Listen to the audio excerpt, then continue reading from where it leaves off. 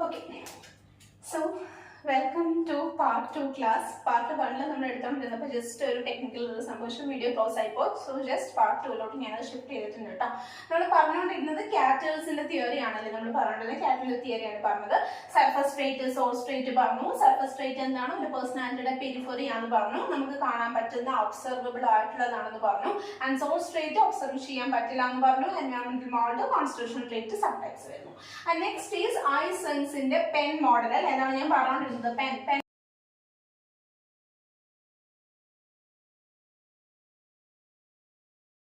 for psychotism, neuroticism and extraversion. ഇത് psychotism എന്താണ്, neuroticism എന്താണ്, extraversion എന്താണെന്നുള്ളത് നിങ്ങൾക്ക് അറിയാവുന്ന കാര്യമാണ്. extraversion നേരത്തെ പറഞ്ഞ extraverts ആണ്. ആൻഡ് psychotism എന്ന് പറഞ്ഞാൽ എന്താണ്? മാലഡക്റ്റീവ് ആയിട്ടുള്ള ബിഹേവിയേഴ്സ് കാണിക്കുക, നോർമൽ അല്ലാതെ ബിഹേവ് ചെയ്യുക എന്നുള്ളതാണ് psychotism. neuroticism വളരെ ആൻസൈറ്റി ഉളവാക്കുന്ന, അല്ലെ തൊട്ടനും പിടിച്ചനും എല്ലാം ആൻസൈറ്റി ആയിട്ടുള്ള ടൈപ്പ് ഓഫ് ആളുകളാണ് ന്യൂറോട്ടിക്. അല്ലെ ഇമോഷണൽ സ്റ്റെബിലിറ്റി തീരെ ഇല്ല.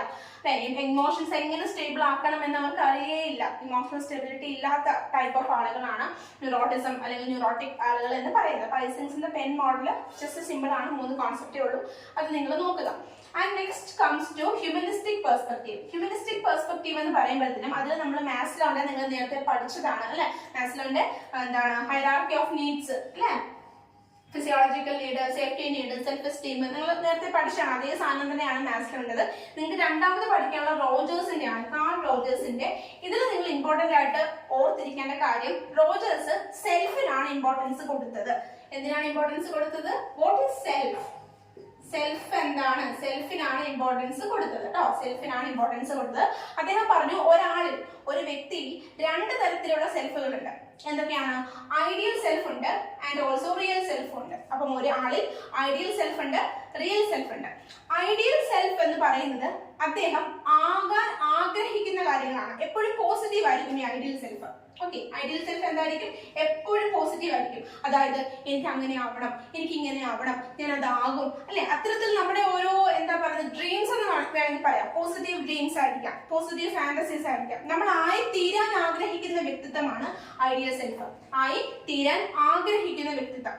ഇനി റിയൽ സെൽഫ് എന്ന് പറയുന്നത് എന്താണ്? നമ്മളാണ് ഇപ്പോൾ എന്താണോ, ഇപ്പോൾ നീ ആരാണോ അതാണ് നിന്റെ റിയൽ സെൽഫ് അല്ലെ. ഇപ്പോൾ നീ എങ്ങനെയാണോ പെരുമാറുന്നത്, നീ ഇപ്പോൾ എന്തൊക്കെയാണോ ചെയ്യുന്നത്, അതാണ് നിന്റെ റിയൽ സെൽഫ്. അപ്പം 2 തരത്തിലുള്ള സെൽഫിനെയാണ് കാൾ റോജേഴ്സ് ഡിവൈഡ് ചെയ്തത്, റിയൽ സെൽഫും ഐഡിയൽ സെൽഫും. ഓക്കെ, അപ്പൊ ഐഡിയൽ സെൽഫ് എന്ന് പറയുന്നത് ഒരു വ്യക്തി ആയി തീരാൻ ആഗ്രഹിക്കുന്നതിനെയാണ് ഐഡിയൽ സെൽഫ് എന്ന് പറയുന്നത്. ഇത് പോസിറ്റീവ് ആണ്. ഓക്കെ, പോസിറ്റീവ് ആയിട്ടുള്ള കാര്യങ്ങളായിരിക്കും. ആൻഡ് റിയൽ സെൽഫ് എന്ന് പറയുന്നത് എന്താണ്? ആ വ്യക്തി ഇപ്പൊ ആരാണോ, ഓക്കെ ഇപ്പം ആരാണോ അതാണ് റിയൽ സെൽഫ് എന്ന് പറയുന്നത്. ഒരു കുഞ്ഞ് എക്സാമ്പിൾ പറഞ്ഞിട്ടുണ്ടെങ്കിൽ, ഒരാൾക്ക്, ഇപ്പൊ നിങ്ങൾ ആർക്കെങ്കിലും ഒരാൾക്ക് ഭയങ്കര ആഗ്രഹം, ഓക്കെ നിങ്ങൾക്ക് PG എൻട്രൻസ് ക്രാക്ക് ചെയ്യണം, PG എൻട്രൻസിൽ നിങ്ങൾക്ക് ഫസ്റ്റ് പോണ്ടിച്ചേരി യൂണിവേഴ്സിറ്റി പഠിക്കണം, അല്ലെങ്കിൽ ഡൽഹി യൂണിവേഴ്സിറ്റി പഠിക്കണം, ടിസിൽ പഠിക്കണം എന്ന് ഭയങ്കര ആഗ്രഹം അല്ലെ. ഞാൻ ഇവിടുത്തെ പഠിക്കും, ഞാൻ ഇവിടുത്തെ വലിയൊരു എന്താ പറയുന്നത് ഒരുപാട് എക്സ്പോഷറും കാര്യങ്ങളും ഞാൻ നേടിയെടുക്കും, ഞാൻ ഈ ഫീൽഡിൽ ബെസ്റ്റ് ആകും എന്നുള്ളതാണ് നിങ്ങളുടെ ഐഡിയൽ സെൽഫ്. നിങ്ങളുടെ റിയൽ സെൽഫ് എന്ത് ചെയ്യുകയാണ്? വെറുതെ ചൊറയും കുത്തി ഫോണും നോക്കി TV കണ്ടിരിക്കുകയാണ് നിങ്ങളുടെ റിയൽ സെൽഫ്. അപ്പൊ നിങ്ങളുടെ ഐഡിയൽ സെൽഫും റിയൽ സെൽഫും തമ്മിൽ ഒരു പ്രശ്നം വരുന്നില്ലേ അല്ലെ. ഐഡിയൽ സെൽഫും റിയൽ സെൽഫും ഒന്ന് എന്താ പറയുന്നത്, അത് യോജിക്കുന്നില്ല. ഐഡിയൽ സെൽഫ് ആകാൻ എന്തോ ആഗ്രഹിക്കുന്നുണ്ട്, പക്ഷെ ഒന്നും ചെയ്യുന്നില്ല, വർക്ക് ചെയ്യുന്നതേ ഇല്ല. റിയൽ സെൽഫ് അവിടെ TV കണ്ട് ഫോണും നോക്കിയിരിക്കുകയാണ്. അവിടെ ഒരു ഗ്യാപ്പ് വരുന്നു അല്ലെ. അപ്പം ഈ ഗ്യാപ്പിനെയാണ്, ഇവ തമ്മിലുള്ള ആ ഒരു ദൂരത്തെ, ആ ഒരു ഗ്യാപ്പിനെയാണ് നമ്മുടെ റോജേഴ്സ് ഇൻകോൺഗ്രുവൻസ് എന്ന് പറയുന്നത്. എന്താണ് ഇൻകോൺഗ്രുവൻസ് എന്ന് പറയുന്നത്? ഈ ഐഡിയൽ സെൽഫും റിയൽ സെൽഫും തമ്മിലുള്ള ഗ്യാപ്പാണ്. ഒരിക്കലും ഇത് ഇങ്ങനെ കൺവേർജ് ചെയ്ത് വരില്ല, അതായത് ഇങ്ങനെ വരില്ല. ഇതിപ്പോ ഐഡിയൽ സെൽഫ് ആണെന്ന് വിചാരിക്കുക, നിങ്ങൾക്ക് അവിടെ കാണുന്നുണ്ടോ? ഞാനിവിടെ എവിടെയെങ്കിലും ഒരു മിനിറ്റ് കേട്ടോ. ഓക്കെ, നോക്കാം, ഇങ്ങോട്ട് നോക്കാം. റോജേഴ്സ് പറഞ്ഞത് ഐഡിയൽ സെൽഫും റിയൽ സെൽഫും ഇങ്ങനെ ആയിരിക്കും വരുന്നത്. അതായത് ഇത് ഐഡിയൽ ആണ്, ഇത് റിയൽ ആണ്. ഇവ തമ്മിൽ ഒരു ഡിസ്റ്റൻസ് ഉണ്ടായിരിക്കും. ഇതൊരിക്കലും ഇൻകോൺഗ്രുവന്റ് ആയിട്ടുള്ള ഒരാളിൽ ഇതൊരിക്കലും ഇങ്ങനെ വരില്ല. ഇത് എങ്ങനെയാണ് വരുന്നത്? ഇങ്ങനെ, അതായത് മെർജ് ചെയ്ത് വരില്ല. മെർജ് ചെയ്യുമ്പോൾ ഇത് കോൺഗ്രുവന്റ് ആവും. ഓക്കെ, ഇത്രയും നിങ്ങൾ ഡീറ്റെയിൽ ആയിട്ട് അറിയണ്ട, ജസ്റ്റ് ഞാൻ പറഞ്ഞു ഉള്ളൂ കേട്ടോ. ഇത് കോൺഗ്രുവന്റ് ആകും. അപ്പൊ ഇൻകോൺഗ്രുവൻസി എന്ന് പറയുമ്പോൾ ഐഡിയൽ സെൽഫിനും റിയൽ സെൽഫിനും ഇടയിലുള്ള ആ ഒരു ദൂരമാണ്, ആ ഒരു ഗ്യാപ്പിനെയാണ് ഇൻകോൺഗ്രുവൻസ് എന്ന് പറയുന്നത്. ഓക്കെ, അപ്പം റോജേഴ്സിന്റെ main concept ideal self, real self എന്താണെന്ന് അറിയുക, ഇൻകോൺഗ്രുവൻസ് എന്താണെന്ന് അറിയുക. അതുപോലെ തന്നെ ഫുള്ളി ഫങ്ഷനിങ് പേഴ്സൺ എന്ന് പറഞ്ഞൊരു കോൺസെപ്റ്റ് ഉണ്ട് കേട്ടോ. നിങ്ങളുടെ നോട്ടിൽ അത് ലാസ്റ്റ് ഡിനോട്ട് ചെയ്തിട്ടുണ്ട്, അത് ജസ്റ്റ് ഒന്ന് വായിക്കാം. ഫുള്ളി ഫങ്ഷനിങ് പേഴ്സൺ, ഒരു എല്ലാ രീതിയിലും ഫങ്ഷനിങ് ആയിട്ടുള്ള ഒരാൾ എങ്ങനെ ആയിരിക്കണം എന്നുള്ളതാണ് അതിൽ പറയുന്നത്, ഫുള്ളി ഫങ്ഷണൽ പേഴ്സൺ എന്ന് പറയുന്നത്. അപ്പൊ അതാണ് റോജേഴ്സിന്റെ കോൺസെപ്റ്റ്. റോജേഴ്സിന്റെ കോൺസെപ്റ്റ് ക്ലിയർ ആയല്ലോ? ക്ലിയർ ആയാലോ? എന്തൊക്കെയാണ് പറഞ്ഞത്? ഐഡിയൽ സെൽഫ്, റിയൽ സെൽഫ്, അവ തമ്മിലുള്ള gap, incongruence. If there is no gap which means congruent personality ആണ്. നിങ്ങൾ പിന്നീട് ഹയർ ക്ലാസ്സുകളിൽ പഠിക്കും, കുറച്ചും കൂടി വിശാലമായിട്ട് പഠിക്കാനുണ്ട്. ഓക്കെ, ആൻഡ് പിന്നെ പറഞ്ഞൊരു കോൺസെപ്റ്റ് എന്താണ്? ഫുള്ളി ഫങ്ഷനിങ് പേഴ്സന്റെ ക്വാളിറ്റീസ് എന്താണെന്നുള്ളത് ഒന്ന് പഠിച്ചിരിക്കുക. And here is the end of the module personality.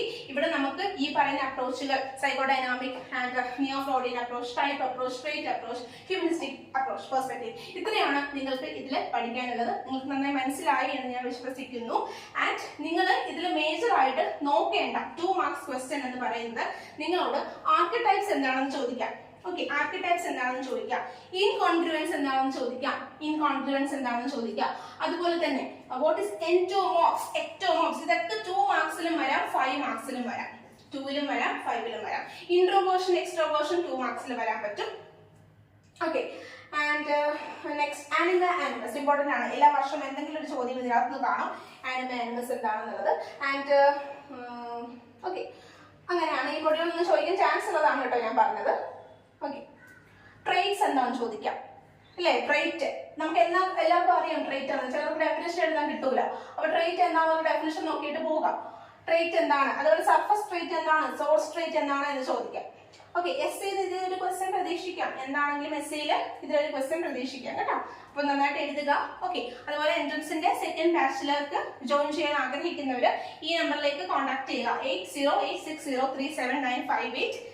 നിങ്ങൾ മെസ്സേജ് ചെയ്യുമ്പോൾ എൻട്രൻസ് എന്ന് എഴുതിയിട്ട് ഒരു അറ്റൻഷൻ സൈനോട് ഇട്ടേക്കണം കേട്ടോ. ഞാൻ വേഗം നോക്കാൻ വേണ്ടിയിട്ടാണ് ഇങ്ങനെ ഒരു സൈനും കൂടി ഇട്ടേക്കണം. ഫസ്റ്റ് ബാച്ചിലേക്ക് ഇനി എൻട്രി ഉണ്ടാവില്ല, സെക്കൻഡ് ബാച്ചിലേക്ക് ആയിരിക്കും ഉണ്ടാവുക, ഫസ്റ്റ് ബാച്ച് ഫുൾ ആണ് കേട്ടോ.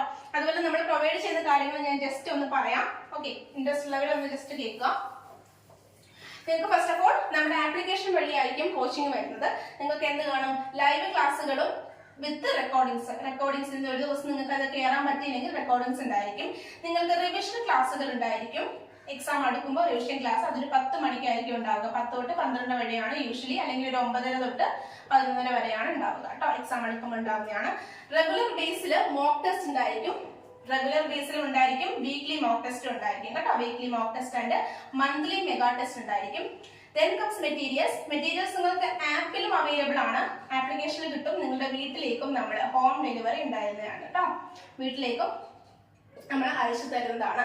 ഓക്കെ, വീട്ടിലേക്ക് അയച്ചു തരുന്നതാണ്, ഹോം ഡെലിവറി ഉണ്ടായിരിക്കും. പിന്നെ എക്സാമിന് അടുപ്പിച്ച് 10 ദിവസങ്ങൾ ഓഫ്ലൈൻ ക്ലാസ് ഉണ്ടാകുന്നതാണ്. ഇത് കമ്പൽസറി അല്ല, നിങ്ങൾക്ക് അറ്റൻഡ് ചെയ്യാൻ പറ്റുമെങ്കിൽ മാത്രം അറ്റൻഡ് ചെയ്താൽ മതി. ഇതിന്റെ ഓൺലൈൻ ക്ലാസ് ഉണ്ടായിരിക്കുന്നതാണ്. ഓക്കെ, അപ്പം ഇത്തരത്തിൽ നിങ്ങളെ യൂണിവേഴ്സിറ്റി, സെൻട്രൽ യൂണിവേഴ്സിറ്റീസ് അല്ലെങ്കിൽ നിങ്ങൾ ഉദ്ദേശിക്കുന്ന സ്റ്റേറ്റ് യൂണിവേഴ്സിറ്റീസിലോട്ട് നിങ്ങളെ പറഞ്ഞയക്കാൻ വേണ്ടിയിട്ട് പ്ലാൻ ചെയ്ത് വെച്ചിരിക്കുന്ന കുറച്ചധികം കാര്യങ്ങളാണ്. പിന്നെ അതുപോലെ തന്നെ ഇത് എല്ലാം കൂടി ഈ ബുക്ക് സഹിതം നിങ്ങൾക്ക് ഏർലി ബേർഡ് ഓഫർ എന്ന് പറഞ്ഞ ഓഫറിൽ സെക്കൻഡ് ബാച്ചിൽ 3899 രൂപയിൽ നിങ്ങൾക്ക് കിട്ടുന്നതാണ് കേട്ടോ. അതുപോലെ തന്നെ നമ്മുടെ റെഗുലർ ഓഫേഴ്സും ക്ലബ് ഓഫേഴ്സും എല്ലാം ഉണ്ട്. എങ്ങനെ പോയാലും നിങ്ങൾക്ക് 5000 എബോവ് നിങ്ങൾക്ക് എന്താ പറയുന്നത് ഇതിൽ മുടക്കേണ്ടി വരില്ല. അപ്പം നിങ്ങൾ PG എൻട്രൻസ് കോച്ചിങ് ആണ്. ഒരുപാട് ഈ പറയുന്ന പോലെ ഇന്ന് 10,000 20,000 രൂപയ്ക്കൊക്കെ കോച്ചിങ് അവൈലബിൾ ആണ്.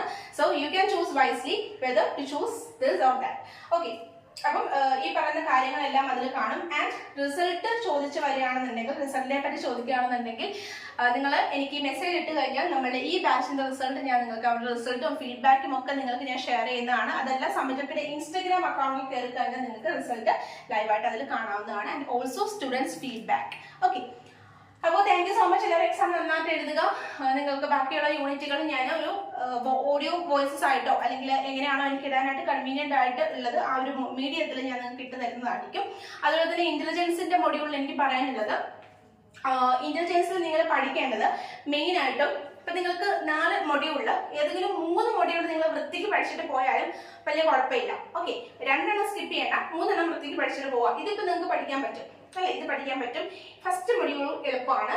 ആൻഡ് എനിക്ക് തോന്നുന്നു പിന്നെ വരുന്നത് നിങ്ങൾക്ക് ഇന്റലിജൻസിന്റെ എന്താ പറയുന്നത് കുറച്ച് ടെസ്റ്റസ് ആണ് അല്ലെ, ബേസ്, മിനസോട്ട, അങ്ങനെ കുറച്ച് ടെസ്റ്റുകൾ വരുന്നുണ്ട്. ആ ടെസ്റ്റുകൾ നിങ്ങൾ ഇമ്പോർട്ടൻ്റ് ആയിട്ടുള്ള പോയിന്റ്സ് ഒരു ബുക്കിലേക്ക് ജസ്റ്റ് ഒന്ന് ക്രിസ്പായിട്ട് എഴുതി വെച്ചിട്ട് ഒന്ന് പഠിക്കാൻ ശ്രമിക്കുക കേട്ടോ.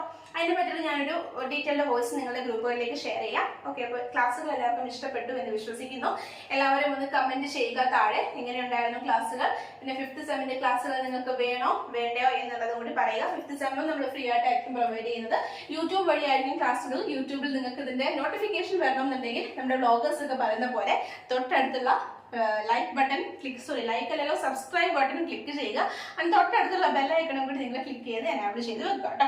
അപ്പം നിങ്ങൾക്ക് എന്ത് ചെയ്യാൻ കിട്ടും, നമ്മുടെ ക്ലാസ്സുകൾ അപ്ലോഡ് ചെയ്യുമ്പോൾ നിങ്ങൾക്ക് വേഗം നോട്ടിഫിക്കേഷൻ വരുന്നതാണ്. വേഗം നിങ്ങൾക്ക് യൂട്യൂബിലോട്ട് വരാം, പഠിക്കാം. Okay, so thank you so much and നന്നായിട്ട് പഠിക്കുക, എക്സാം എഴുതുക. ബൈ.